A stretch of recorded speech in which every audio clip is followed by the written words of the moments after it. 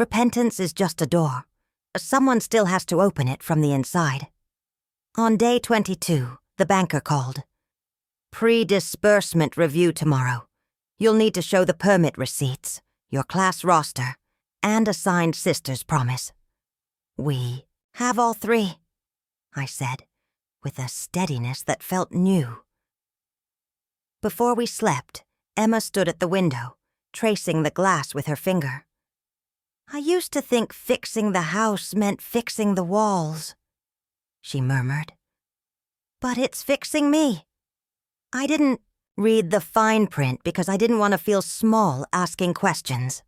We're allowed to be small, I said, joining her. That's why there are sisters. Day 23, Review Day. The banker visited the porch, tasted the lemonade, examined our binder like a friendly inspector. He paused at the recipe card we'd signed. May I? He asked. Of course. He read our promises quietly, then tapped the edge of the card back into the sleeve. Mrs. Mayfield once told me, he said, that money without mending is a curse. You two have done the mending. Expect the funds by Friday. We didn't cheer. We exhaled. If you've ever rebuilt something slowly, a house, a habit, a heart, subscribe. This porch is for you. The books and bagels morning arrived like a small holiday. The lawn filled with folding chairs. A local baker donated bagels. The church sent coffee urns. The high school band sent 2 trumpets and a clarinet that played off-key and made everyone laugh. I told the story of the brass key and the bank box. Emma led the kids in drawing. Places that feel safe. A boy drew a bus stop. A girl drew a library window. The shy teen drew a hand holding another hand. When the donation jar came around, people didn't just give. They wrote notes. For the kid who needs shoes. In memory of Margaret. For a porch that stayed. By noon, we'd raised more than we dreamed. Mrs. Holden counted with shaking fingers. $5,016. Which means $10,032, I said, pointing to the trust's match. She started to cry. Darla handed her a muffin like it was a medal. After the crowd thinned, the real estate agent approached with 2 men I hadn't met. This is Mr. Calder, he said, the company partner who pushed the rushed sale. He wants to say something. Calder's face was tight. I came to apologize in person. We're covering your legal fees, and the office voted to sponsor your Saturday classes for a year, if you'll have us. Emma folded her arms. We'll take the sponsorship. The apology will take time. He nodded. Understood. I looked at the porch swing, then back at him. Bring books next time, and sit in the back like everybody else. He almost smiled. Yes, ma'am. Justice isn't revenge.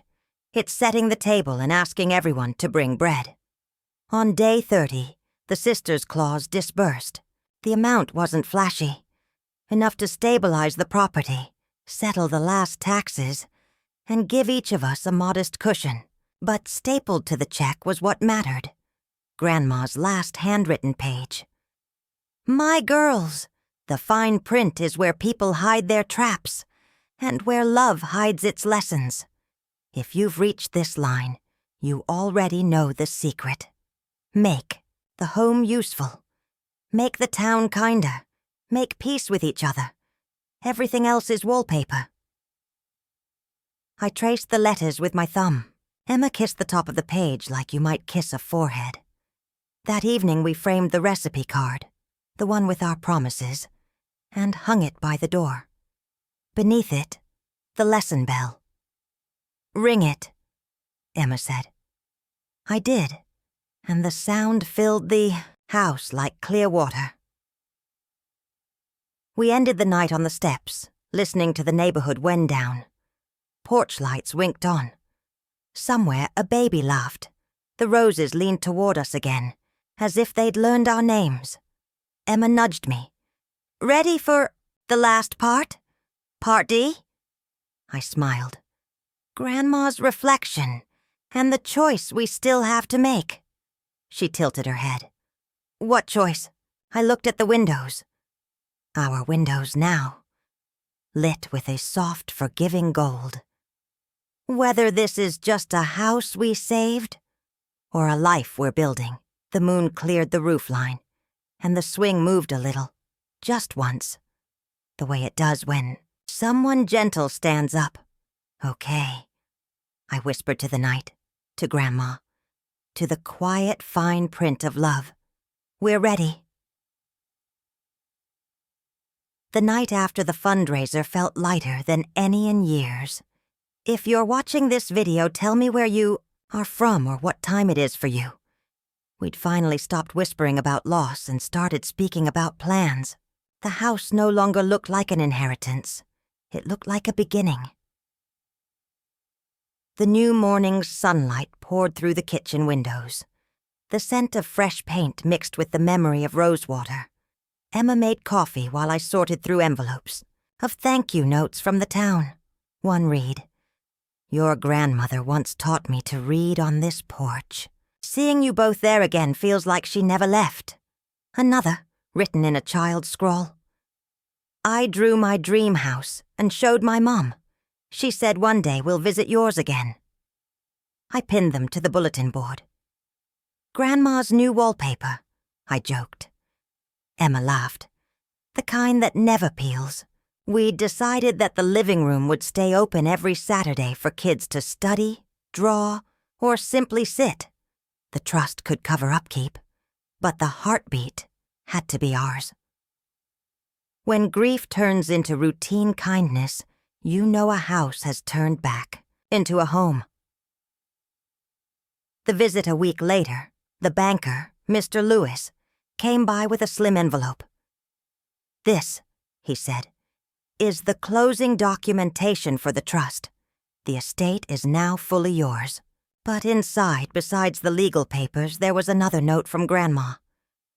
"When the garden blooms 3 seasons in a row, open the attic chest. You'll know what to do." Emma looked puzzled. 3 seasons? Patience again? I sighed. Her favorite word. We tucked the letter away. Some lessons you earn slowly. The 3rd springtime slipped by quietly. Leaves turned, snow fell, and came spring again. The porch classes grew into something larger, the Mayfield mornings. Local seniors began coming too, teaching quilting, chess, and the art of listening. One morning, Emma found the first rosebud of the 3rd season. She ran inside. "It's blooming. Time for the chest." We climbed to the attic. Dust swirled around the light beam. The chest creaked open, revealing quilts, a small wooden frame, and a thick journal labeled The Kindness Ledger. Each page held an entry of every favor Grandma had done, and every favor someone had done for her. Doctor's notes, school receipts, grocery IOUs. At the end, "Girls, if you ever wonder what to do next, continue the ledger. Kindness is the only currency that never loses value." We stared at it in silence. Emma whispered, "She left us a business plan for the heart." If you've ever been handed a legacy that isn't money, subscribe. Stories like these remind us what real wealth sounds like. The new chapter. We created a small non-profit, the Mayfield Ledger Project, a fund that traded volunteer hours for school lunches, tutoring, or elderly care. Each signature in the ledger earned a new one. It spread faster than we expected. Local businesses joined. The once cold company that had tried to steal the house donated their conference hall for community drives. Even Calder, the partner who'd wronged us, arrived one Saturday carrying chairs. "I figured I should start paying off my side of the ledger," he said. Emma nodded. "Every entry helps." Grandma's house became headquarters for something bigger. The town called it the porch that saved us, the forgiveness. That winter I found Emma standing in the yard, staring at the snow-covered roses. "I used to think forgiveness was weakness," she said. "Now I think it's inheritance." I smiled. "That's the fine print we missed the first time." She laughed softly. "You think Grandma's proud?" I pointed toward the window. The porch light flickered twice, though no one was inside. "She just signed her name in the ledger again." Sometimes love doesn't end. It renews its subscription every time you forgive. The final letter. Months later, a registered envelope arrived from Mr. Lewis. He was retiring. Inside was Grandma's last document, found in an old vault he'd overlooked. "My darlings, you have done what I hoped. Turned a mistake into a mission. Keep one door unlocked, always, so someone in need may find shelter. That will be my room," we cried, both of us without shame. That night we left the back porch door unlatched, just as she asked. It rattled a little in the breeze, a small, kind sound that said, "Welcome." The reflection, now when I sit on the porch telling you this story, I see the garden, the children, the ledger, and the swing moving on its own. If you've lost something, because you trusted too quickly, remember this: mistakes can still become memorials. Read the fine print of every contract, but also the fine print of your own heart. It says, forgive, rebuild, and keep the door unlocked. If Grandma's story touched you, subscribe. It keeps this porch lit for one more listener somewhere out there tonight. If you're still listening, and if your heart beats for family stories like this, subscribe. We're building a porch of memories together. The hearing adjourned without decision. The judge wanted more verification. We drove home exhausted. That evening, Emma broke down. "Maybe we should let it go," she said. "Maybe it's punishment for my mistake." I turned to her sharply. "Don't ever say that again! Grandma didn't raise us to surrender." She buried her face in her hands. "I feel like I betrayed her." I kneeled beside her, then honor her by fighting. Outside, the wind howled through the trees, bending them until they almost touched the ground, but never breaking. That's how Grandma described faith. Once, bent by storms but never snapped. A week later, Mr. Harper called. The judge reopened the case for a special review. Bring anything personal, letters, photos, anything proving your grandmother's intent. So we gathered everything. The Bible with the letter, the diary entries, even the old photos where Grandma posed on the porch, smiling with that same stubborn pride. When the day came, I felt like Grandma walked beside us. I swear the air in that courthouse smelled faintly of rosewater. The judge examined each piece, carefully. "These are strong indications of testamentary intent," she said.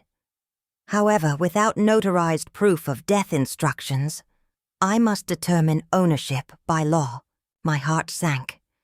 Then Mr. Harper said quietly, "Your Honor, please read page 3 of the bank agreement."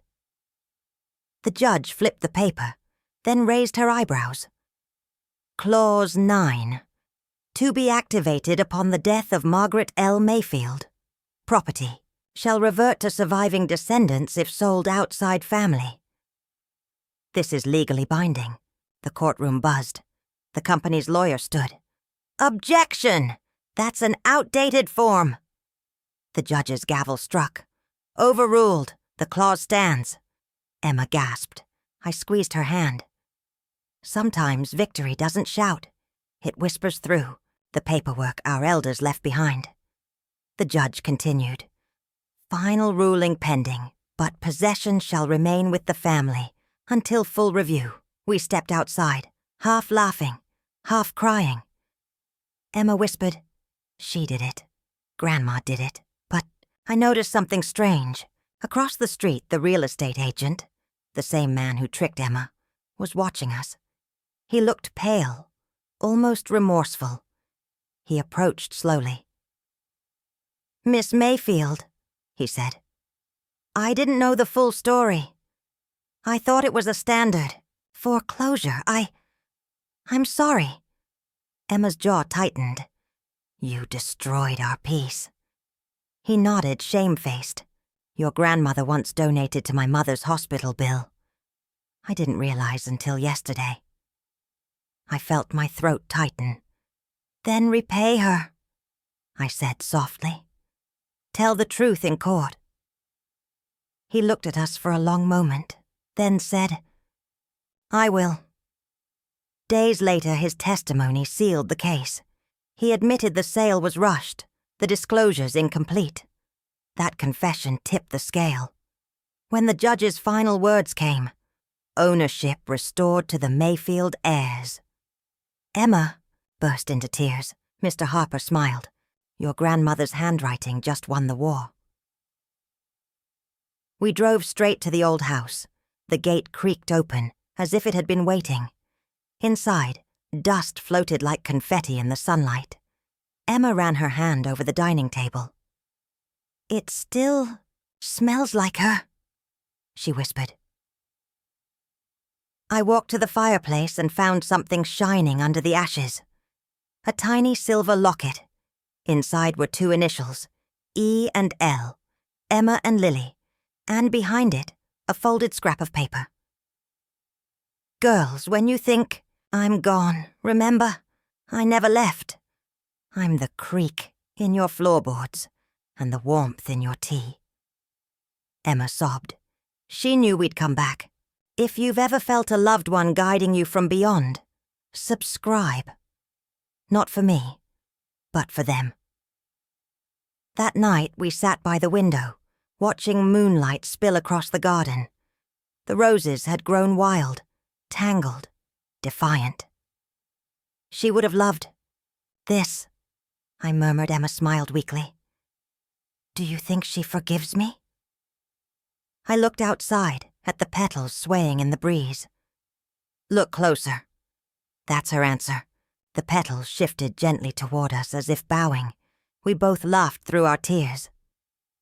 Forgiveness doesn't always speak. Sometimes it just blooms quietly in the dark. The next morning, a letter arrived from the bank. Inside was a note from the same old banker. Mrs. Mayfield left a secondary key labeled Peace. If you wish, it opens her private trust.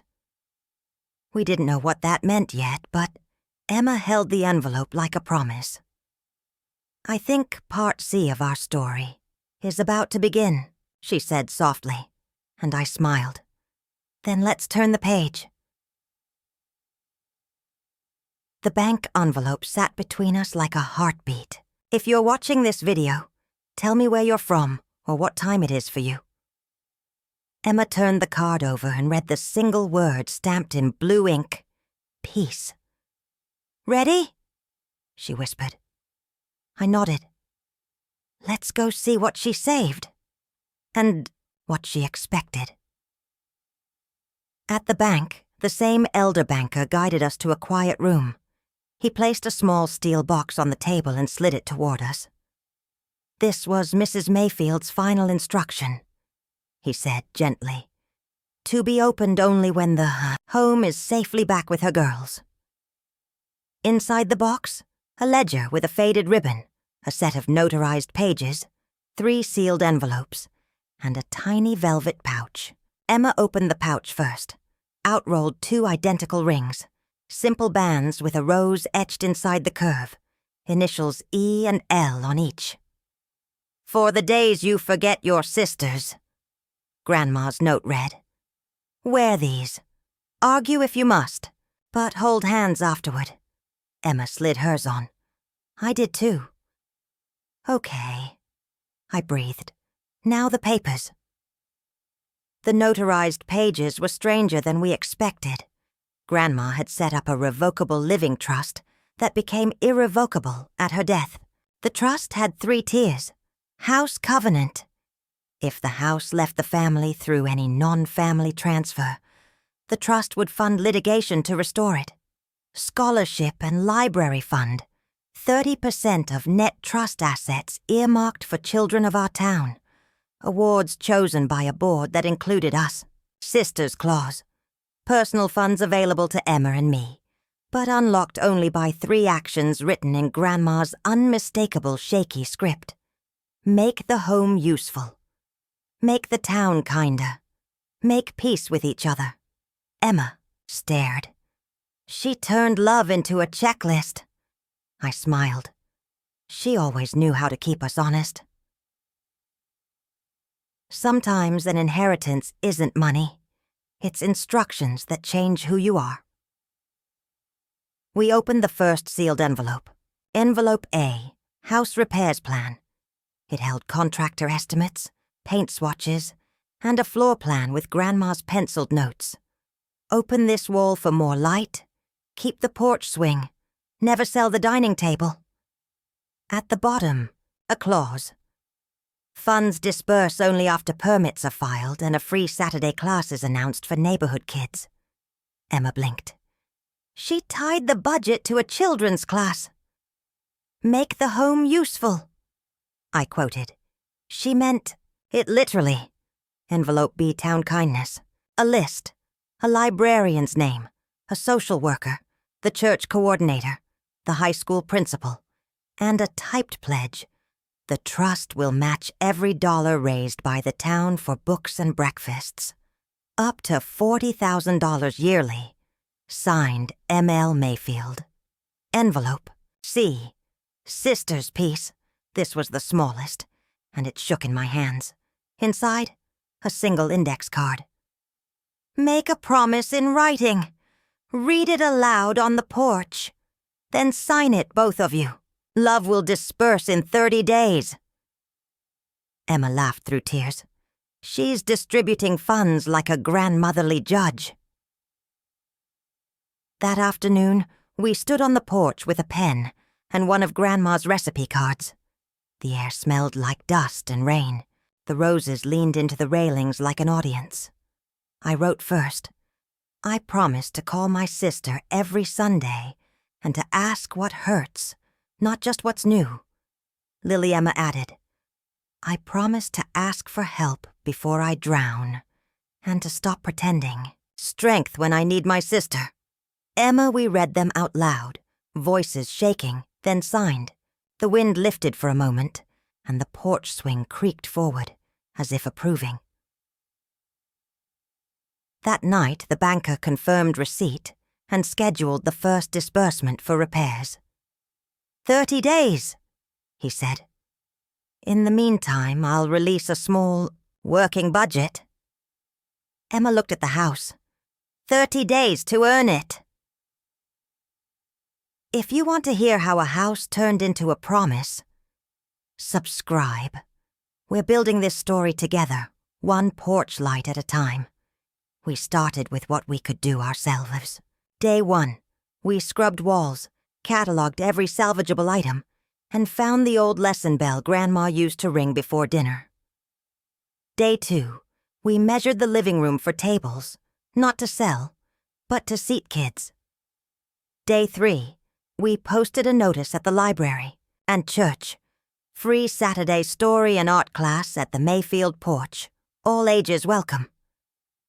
Do you think anyone will come? Emma asked. Even if one child shows, I said. That's enough to tell the trust we're serious. Meanwhile, there was paperwork, permits, insurance, a zoning question about hosting community classes. We spent hours at the town office where the clerk, a woman named Darla, kept peering at us over her glasses. You're the Mayfield girls, she asked at last. Your grandmother paid my son's exam fee once. Said he'd be a fine nurse. Emma brightened. Is he? Graduates next month. Darla stamped our form hard. Permit approved. Tell the kids to come hungry. I'll send muffins. Approval felt like oxygen. I still remember the smell of rosewater in Grandma's hallway. If you are watching this video, tell me where are you from, or what time is it for you? That scent lived in the wallpaper even after she passed. It mixed with the faint perfume of old books and the steady ticking of her grandfather clock. She used to hum while dusting those picture frames, humming like she was talking to time itself. Grandma always said, "A home remembers everything you whisper to its walls." Maybe that's why the house cried when we left it. The day I got the call from my sister, I was folding laundry. My phone buzzed once, twice, then kept ringing. "Emma," I said, smiling. "Everything okay?" Her voice was shaky. "I did something, but it's going to help us." My smile faded. "What do you mean?" "I sold Grandma's house." The laundry slipped from my hands. "You what?" "She said you could handle the emotions. I can't live there anymore. And, Lily, we need the money. I couldn't breathe. That house was our childhood. The porch where Grandma taught us prayers. The attic where we hid letters from boys. The kitchen where she baked peach pies with her shaking hands. Emma," I whispered, "you didn't read the fine print, did you?" She paused. The silence was her answer. That night, rain tapped softly on my window. I imagined the roof of Grandma's house, how it must be hearing strangers' footsteps. The deed was in Emma's name since Grandma trusted her. She was the responsible one, the one who always carried neat files and wore pressed shirts. I was the dreamer, the storyteller. But Grandma had left us both something, a letter in her Bible. "To my girls, a home is only safe when guarded by honesty. Betrayal, even in kindness, invites loss." At the time, I thought it was poetry. Now, it sounded like prophecy. Rehook 1, down 2 minutes. Sometimes the biggest betrayals come wearing concern. The next morning, I drove 3 hours back to our hometown.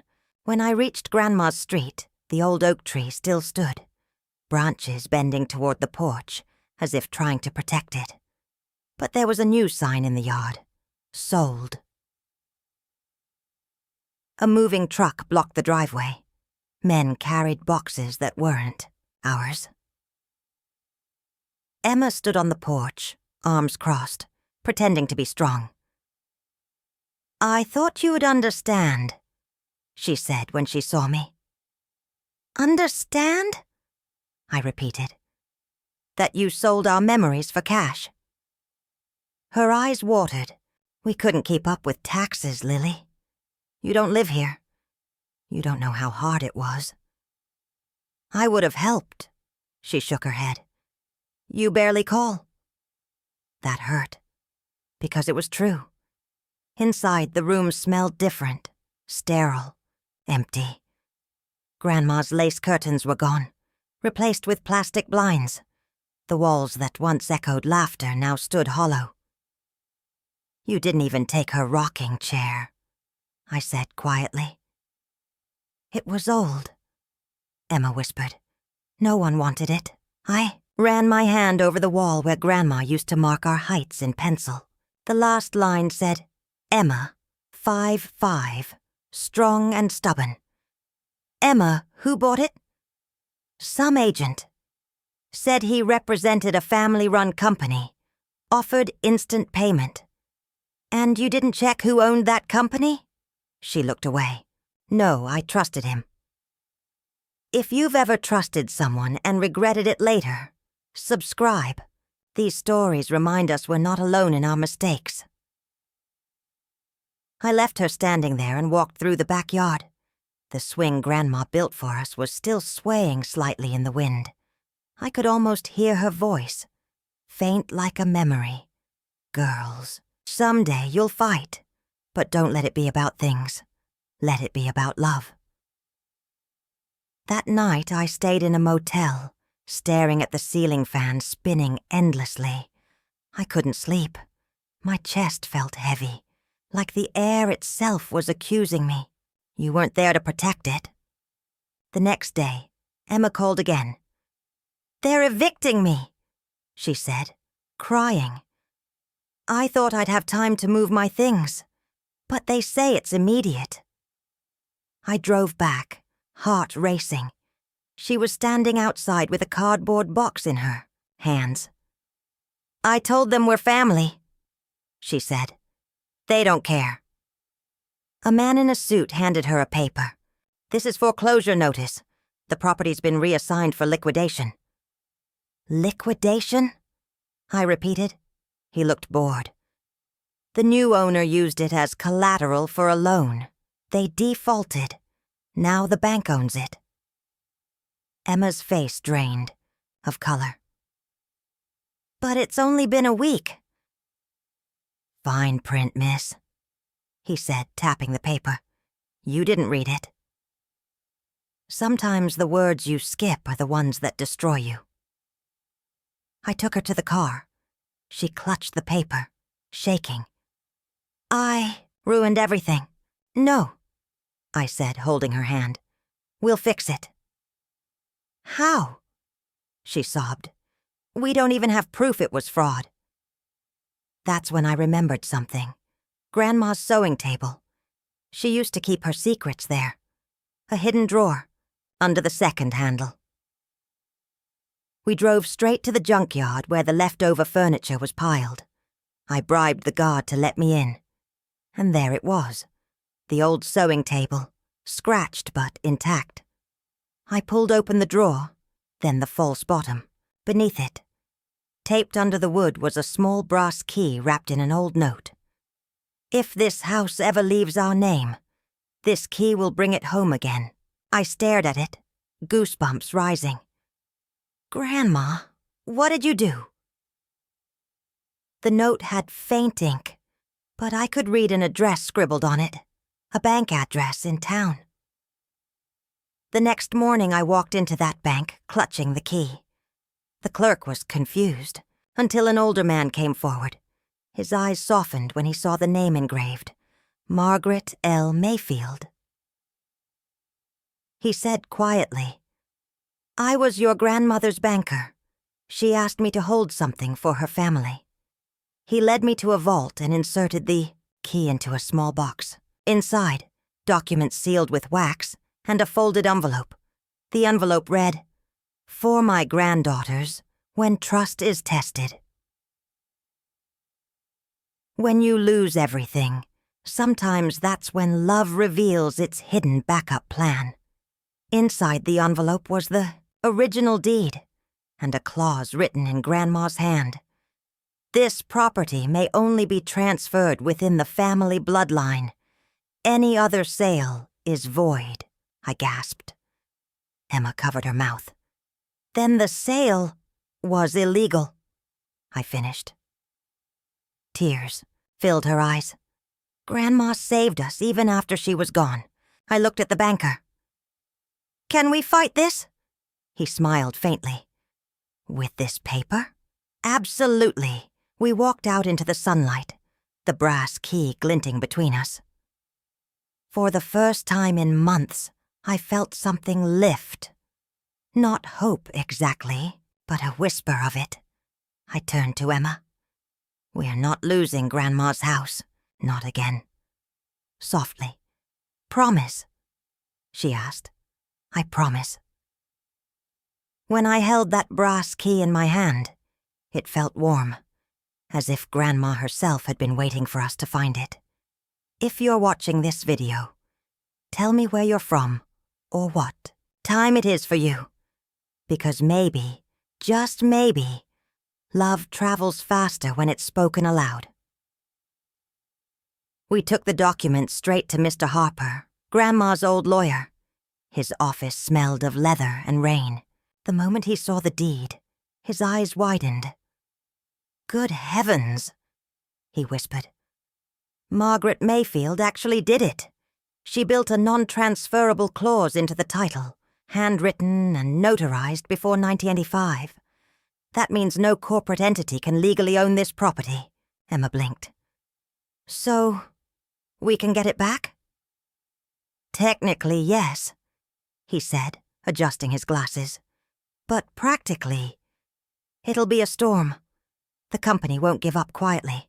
They'll argue you sold it willingly. Emma's voice trembled. I didn't know what I was signing. He nodded slowly. And that ignorance is what they'll feed on. We'll have to show intent, your grandmother's intent to protect the home.